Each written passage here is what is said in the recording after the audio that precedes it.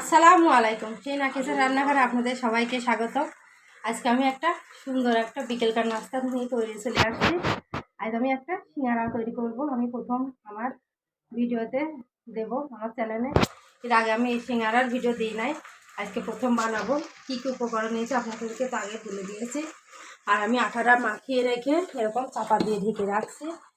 অনেক শক্ত হয়ে গেছে সাইড থেকে, এরকম নরম হলে তবে কি সিঙ্গারাটা ভালো মুচমুচে হবে। আমার হাতের সঙ্গে একটু লাগছে না।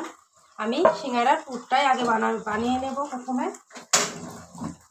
সিঙ্গারার পুর যদি খেতে ভালো না হবে তো আমি কড়াতে সাদা তেল দিয়ে দেবো। আমি পুরটা বানিয়ে নেব, সিঙ্গারার যে পুর হয় ওইটা আমি বানিয়ে নেব। একদম সিম্পল, আর পুরটা সুন্দর করে বানাতে হবে, সুস্বাদু করে, খালি সিঙ্গারা খেতে ভালো লাগবে। আমি প্রথমে পেঁয়াজ কোনো বাটা দিইনি, পেঁয়াজ আমি কুচি করে নিয়েছি। পেঁয়াজটা ভেজে নেব। একটু লাল লাল হয়ে গেলে আমি আলুটাও পেঁয়াজের সঙ্গে ভেজে নেব একসঙ্গে। আমার পেঁয়াজটা এরকম করে আমি লাল লাল করে একটু ভেজে নিয়েছি। আমি এবার আলুটা পেঁয়াজের সঙ্গে ভেজে নেব, কারণ আলুটা আমি সেদ্ধ করে নিই। এরকম ভেজে সেদ্ধ করে নিয়েই আমি বানাবো।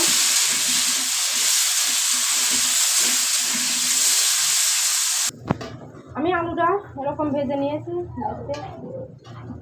ওখানে না চলতো আলুটা আমি এরকম ভেজে নিয়েছি। আমি এবার যে বাকি মশলাগুলো ওইগুলো দিয়ে দেবো। প্রথমে কাঁচামরিচটা, এবার যে আদা, জিরা আর রসুন বাটা,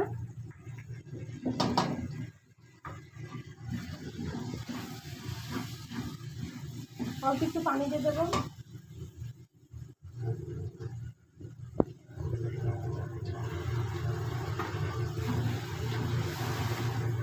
এবার আমি শুকনো মশলাগুলো দিয়ে দেবো একে একে।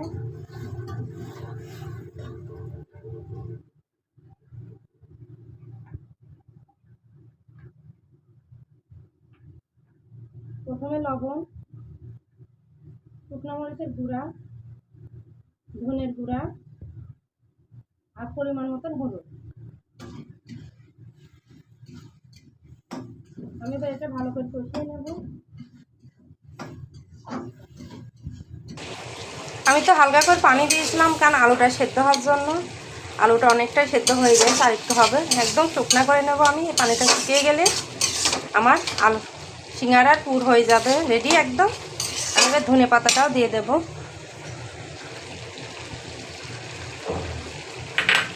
এখন অন সিজনে ধনে পাতা হলো, ধনে পাতাটা ভালো।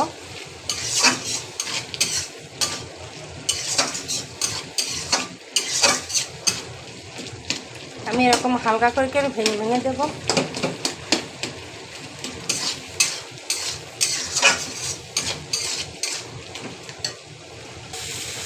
আমার সিঙ্গারার পুরটা একদম পারফেক্টভাবে হয়ে গেছে। এরকমই রাখবো। আমি এবার নামিয়ে নেব।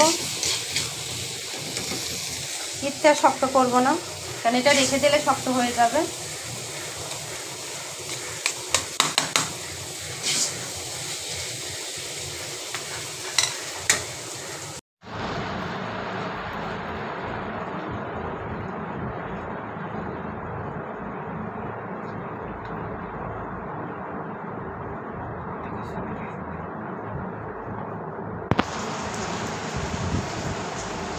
আমি তো সিঙ্গারা বানাবো।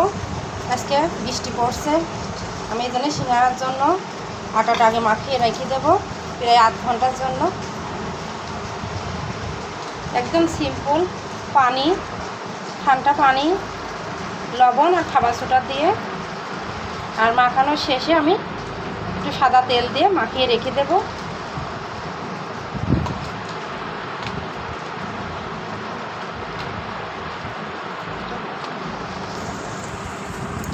আমি আটাটা এভাবে করে ছেনে রাখবো, ভালো করে ময়ন দিয়ে ছেনে রেখে তারপরে তেল দিয়ে মাখিয়ে রাখবো আধ ঘন্টা মতো। তারপর আমি সিঙ্গারা তৈরি করব।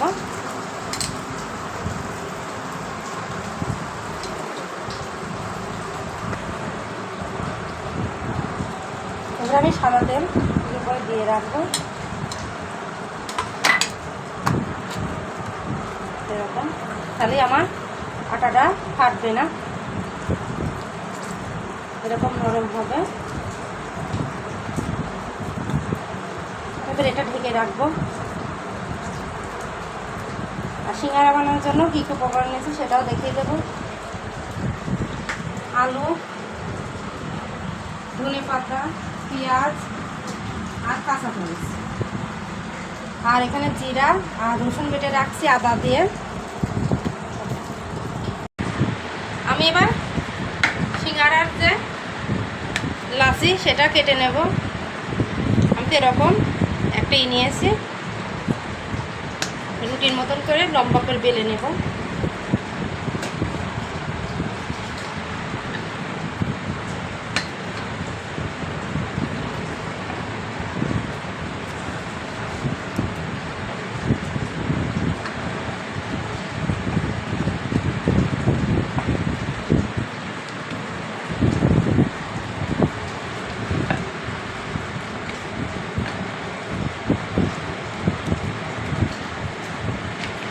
আমি মাছ বরাবর এরকম করে কেটে নেব। আমার দুইটা সিঙ্গারার হয়ে গেল।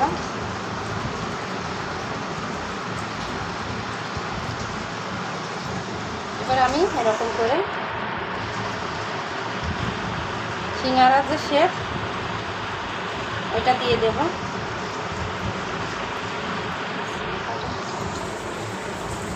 আমি এবার পুরটা দিয়ে দেব।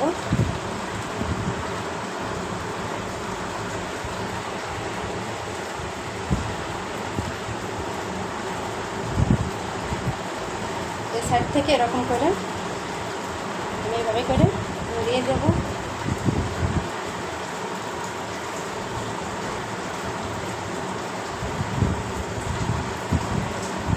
আমার তো একটা সিঙ্গারা শেপ হয়ে গেল। আমি এরকম রেখে দেব, আর একটা তৈরি করে নেব। আমি আর একটা বানিয়ে নেব। পুর দিয়ে দিলাম ভিতরে, এরকম করে মুখ মেরে নিচ্ছি। আমার আর একটা সিঙ্গারা তৈরি হয়ে গেল। এটা বানালেই 6টা হয়ে যায়। 6টা ভেজে নেব। এরকম আলু পুর ভিতরে দিয়ে দিচ্ছি।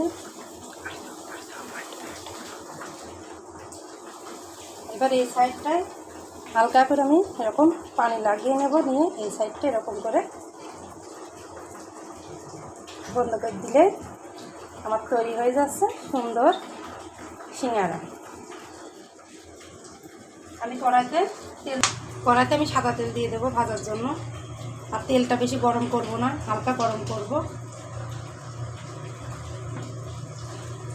বেশি গরম করলে সিঙ্গারাগুলো মুচমুচি হবে না, হালকা গরমে হয়ে যাবে তখন দিয়ে দেবো, তাহলে সিঙ্গারাগুলো সুন্দরভাবে মুচমুচি হবে।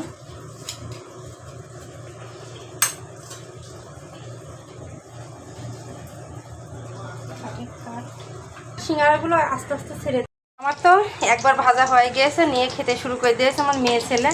আমি আবার দিয়েছি, এগুলো আস্তে আস্তে ভাজা হচ্ছে। আর আজকে তো বৃষ্টি হচ্ছে আমাদের এখানে, কালবৈশাখী ঝড় হচ্ছে, এগুলো ভাজা হয়ে যাবে আস্তে আস্তে। আমার সিঙ্গারা বানানো তো শেষ, এগুলো হলেই হয়ে যায়। অনেকগুলোই বানালাম, আপনাদেরকে খেয়েও বলবো আমার সিঙ্গারা কেমন হয়েছে।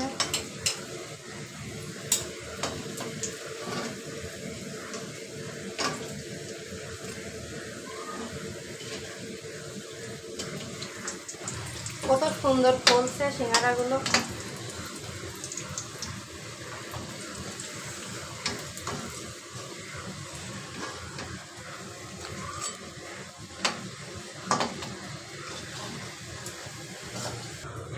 আমার তো সম্পূর্ণ সিঙ্গারা বানানো শেষ হয়ে গেল।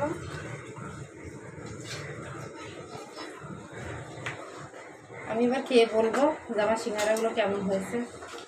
খুব মুচমুচি হয়েছে, আমি ভেঙে দেখাই কতটা মুচমুচি হয়েছে।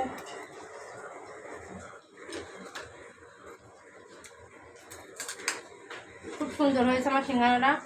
অবশ্যই বাসায় একবার হলো ট্রাই করবেন আর আমাকে কমেন্ট করে জানাবেন। আর আমার ভিডিওটা বেশি বেশি করে শেয়ার করবেন।